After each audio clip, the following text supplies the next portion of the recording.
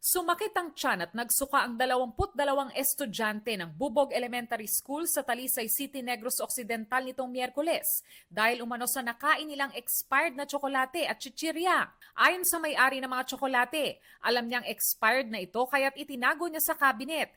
Pero kinuha ito ng kanyang pamangkin at ibinenta sa mga kapwa estudyante. Kaya ginapakaon na sa larba mo. Nagapang luto ko sa mga ulod, balang iya bala ka larba kag ipakaon bala sa mga baboy. Ako nagano nga ginbaligya ayan, kibot ako di gani oh.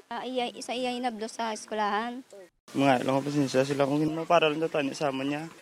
At tingala na lang ko ganit pagabot ko di sa amon di lugar o galikramon ng mga tao ng mga bata na puiso na. Bukod sa chocolate, may isa pa raw na estudyante na nagdala rin ng expired na mga chichirya na ibinenta rin sa eskwelahan. Nakakaon sila sang tsokolate, pero they were all expired. Pero ang mga bata kalabanan niya nga nagkadto di sa aton more on chocolates gid siya. Kinumpiska na ng barangay officials ang natira pang mga tsokolate. Hinihintay pa ang resulta ng laboratory test kung ano ang sanhi ng kanilang pagkakasakit. Kinanglan tawon gid kung ano ang mga expiry, labi na kung mga kabataan ang magkaon. Ayon sa isang gastroenterologist, may panganib sa kalusugan ang pagkain ng mga expired na pagkain. May shelf life lahat ng pagkain.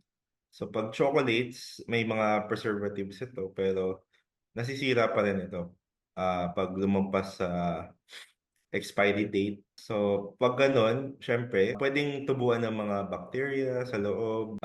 Hindi na siya safe kainin kasi yon pwedeng masira ang ating tiyan o bituka. Malalaman aniya na sira na ang pagkain kapag nag-iba na o hindi na maganda ang amoy nito at may mga nakita ng amag dito. Kabilang sa sintomas ng food poisoning ay ang pagsakit ng tiyan, pagdudumi at pagkakaroon ng lagnat. Kapag nakakain ng mga sira o expired ng pagkain, agad magpakonsulta sa doktor lalo't maaaring magdulot ito ng acute gastroenteritis o food poisoning. Kapag di ka na maka-ingest ng pagkain or tubig, madidehydrate ka pa lalo. Tapos pwedeng mag-lead ito sa kidney injury. Kaya kung expired na ang pagkain, huwag kainin at i-dispose ito ng maayos. Para sa GMA Integrated News, Von Aquino, Nakatutok, 24 Oras.